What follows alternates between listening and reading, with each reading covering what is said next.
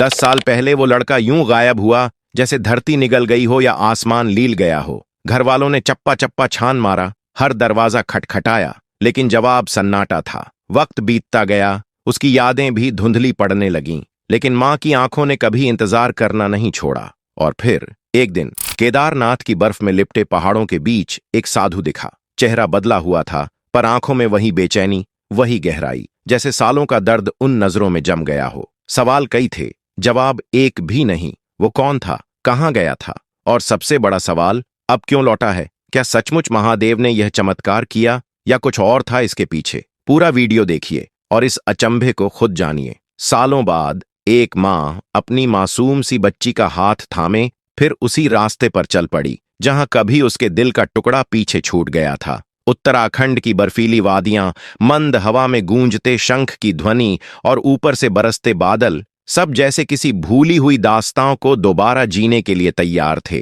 केदारनाथ धाम, जहां पत्थरों में भी शिव की उपस्थिति महसूस होती है, वहीं एक कहानी भी दबी हुई है। अवनी की कहानी 10 साल पहले की बात है, जब वो अपने जीवन साथी आरुष के साथ इसी चढ़ाई पर थी। बारिश उस दिन भी उतनी ही बेरहम थी जितनी आज है, लेकिन तब अवनी के साथ उसका सहारा था। आज उसके साथ उसकी बेटी है। 2015 का वो साल, जब ये यात्रा एक साधारण तीर्थ नहीं बल्कि जीवन की सबसे कड़ी परीक्षा बन गई थी। आरुष ने कहा था, खच्चर ले लो, ये रास्ता आसान नहीं होगा। लेकिन अवनी की आत्मा इसे स्वीकार नहीं कर सकी। वो नहीं चाहती थी कि किसी बेजुबान पर उसका भार हो। उसने ठान लिया, वो पैदल ही बाबा केदार की शरण में जाएगी। जैसे जैसे कदम आगे बढ़े, राह और मुश्किल होती गई। रास्ता सिर्फ पत्थरों से नहीं बल्कि कीचड़, मल और पिघलते पानी से भरा था। लेकिन प्रेम, आस्था और संकल्प, इन तीनों ने उन्हें रोकने नहीं दिया। गौरीकुंड से शुरू हुई यात्रा रात के 8:30 बजे जाकर उस मुकाम पर पहुंची जब दूर से मंदिर की छाया दिखी। केदारनाथ का वही मंदिर जो हर भक्त के जीवन का उद्देश्य होता है। अवनी और आरुष की आंखों में उस क्षण आंसू थे, थकान के, राहत के और भक्ति के भी। वे गर्भगृह पहुंचे, गंगा जल चढ़ाया, बाबा केदार के चरणों में सिर झुकाया और एक वादा मांगा, हम साथ रहें हर हाल में। पर शायद भगवान की योजना कुछ और थी। बाहर बारिश अब तूफान बन चुकी थी और शरीर की थकावट, जो अब तक आस्था के नीचे छिपी थी, अब दर्द बनकर सामने आने लगी। उनके पैर जवाब देने लगे। मजबूरी में उन्हें मंदिर के पास एक धर्मशाला में रुकना पड़ा और शायद यहीं से वो मोड़ आया जिसने अवनी की जिंदगी बदल दी। 10 साल बाद उसी रास्ते पर लौटते हुए अब साथ है उसकी नन्ही बच्ची। वही आंखें, वही मुस्कान जो कभी आरुष में थी। आज भी जब वो मंदिर की सीढ़ियां चढ़ती है तो हर कदम पर एक बीती याद दबे पांव उसके साथ चलती है। धर्मशाला में कई श्रद्धालु रुके हुए थे। पहली मंजिल पर उन्होंने एक कमरा लिया जिसमें दोनों पति पत्नी अपनी थकान दूर कर रहे थे। बाहर कड़ाके की बारिश हो रही थी, लेकिन मन में सुकून था कि वे बाबा केदारनाथ के दर्शन करने आए थे। आरुष अपनी पत्नी अवनी से कहता है, हम सुबह जल्दी उठकर भैरव बाबा के दर्शन करेंगे जो केदारनाथ बाबा से 2 किलोमीटर ऊपर स्थित है। लेकिन वे दोनों नहीं जानते थे कि अब उनकी जिंदगी में एक बहुत बड़ा भूचाल आने वाला है। यह 30 मार्च 2015 का समय था। रात में बारिश लगातार हो रही थी। आरुष अपनी खिड़की से बाहर देखता है और देखता है कि पानी की रफ्तार बहुत बढ़ चुकी है और मंदिर के बाहर पानी ऊपर से बहकर नीचे आ रहा था। आरुष के मन में थोड़ी चिंता और डर समा जाता है कि कहीं कुछ बड़ा ना हो जाए। आरुष और अवनी ने अपनी 2 साल की बेटी को दादा दादी के पास ही छोड़ दिया था, क्योंकि वे जानते थे कि यह यात्रा बहुत कठिन है और छोटे बच्चे को साथ ले जाना मुश्किल हो सकता था। आरुष ने खिड़की से देखा, लेकिन फिर वह सोने चला गया। करीब 2 बजे रात में, जब दोनों गहरी नींद में थे और थके हुए थे, अचानक एक खतरनाक आवाज आई, या तो चट्टान टूटने की या फिर पत्थर गिरने की। आरुष घबराकर जागा और उसने खिड़की से बाहर देखा तो उसका दिल जोरों से धड़कने लगा। मंदिर के बाहर और आसपास से पानी तेजी से बह रहा था। कई टेंट और तंबू टूट चुके थे और छतें गिर रही थीं। धर्मशाला के अंदर लोग चीखते हुए कह रहे थे, जल्दी से भागो, जल्दी से भागो। सभी लोग धर्मशाला खाली करने की बात कर रहे थे, क्योंकि धर्मशाला अब कुछ ही देर में गिरने वाली थी। आरुष ने डरे डरे अपनी पत्नी अवनी को जगाया और कहा, हमें अब निकलना होगा, कहीं और सुरक्षित स्थान पर जाना होगा। अवनी, आरुष और बाकी सभी श्रद्धालु जो धर्मशाला में रुके थे, सभी एक दूसरे का हाथ पकड़कर मंदिर की ओर बढ़ने लगे। मंदिर के बीच पानी नहीं था, लेकिन आसपास पानी था और धर्मशाला मंदिर के नजदीक थी। अब सबको जल्दी जल्दी जाना था, क्योंकि अगर वे देर करते तो धर्मशाला भी गिर सकती थी। सभी लोग एक दूसरे का हाथ पकड़कर मंदिर की ओर बढ़ रहे थे, लेकिन नीचे पानी तेज रफ्तार से बह रहा था। अगर वे पानी की चपेट में आते तो वह सभी को बहाकर ले जा सकता था। डर और चिंता के बीच सभी लोग बिना समय गंवाए मंदिर की ओर बढ़ते गए। हर कदम पर संकट था, लेकिन बाबा केदारनाथ का विश्वास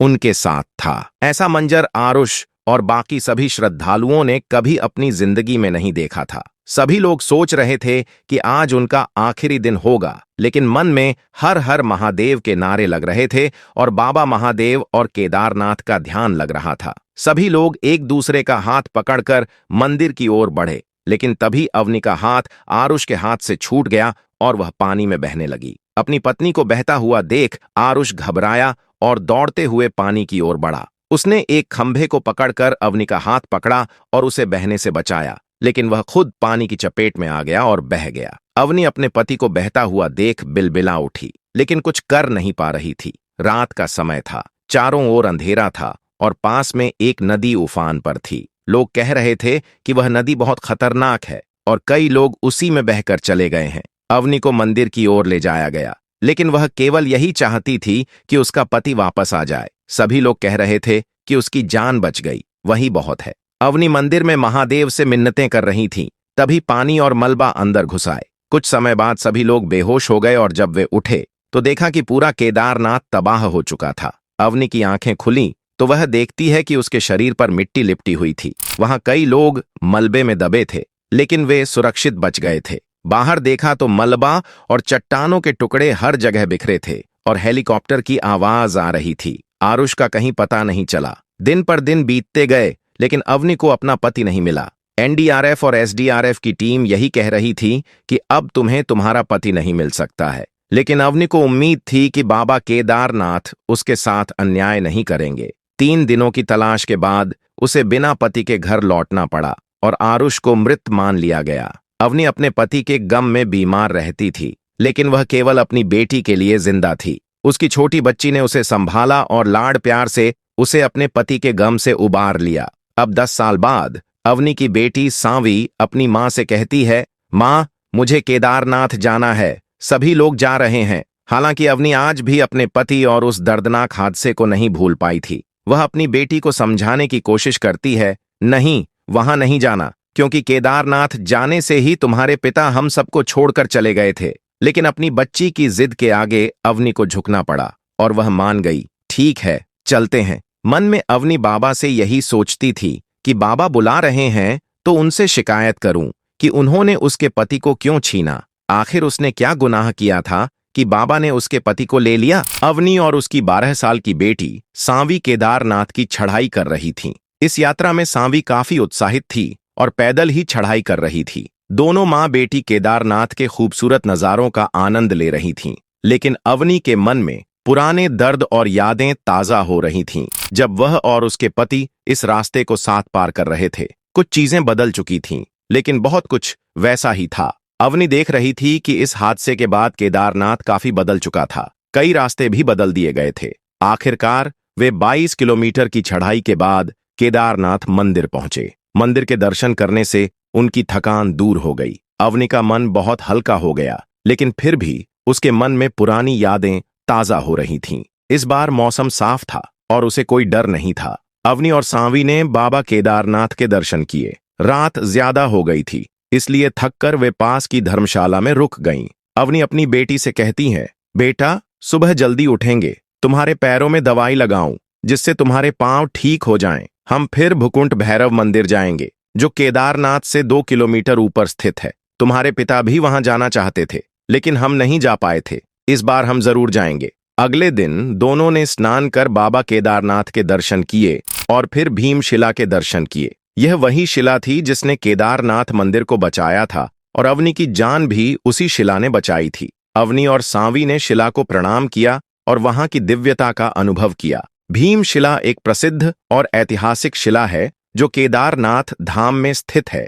यह शिला विशेष रूप से केदारनाथ आपदा के दौरान अपनी महत्वपूर्ण भूमिका के लिए जानी जाती है। भीमशिला के बारे में मान्यता है कि यह वह शिला है जिसने केदारनाथ मंदिर को और आसपास के क्षेत्र को भारी बाढ़ और मलबे से बचाया था। जब केदारनाथ में भयंकर बाढ़ आई और पानी और मलबे ने सब कुछ बहा दिया, तब भीमशिला ने मंदिर और वहां मौजूद श्रद्धालुओं की रक्षा की। इस शिला के कारण मंदिर और कुछ श्रद्धालु सुरक्षित रहे थे, जबकि आसपास के क्षेत्र में भारी तबाही मच गई थी। धार्मिक दृष्टिकोण से भी यह शिला बड़ी श्रद्धा का प्रतीक मानी जाती है और इसे केदारनाथ मंदिर की रक्षा करने वाली शिला के रूप में पूजा जाता है। बहुत से श्रद्धालु इस शिला को नमन करते हैं और इसके सामने श्रद्धा से सिर झुकाकर अपनी प्रार्थनाएं करते हैं। कुल मिलाकर भीमशिला एक ऐतिहासिक और धार्मिक दृष्टि से महत्वपूर्ण स्थल है, जो केदारनाथ की आपदा के समय के चमत्कारी बचाव के रूप में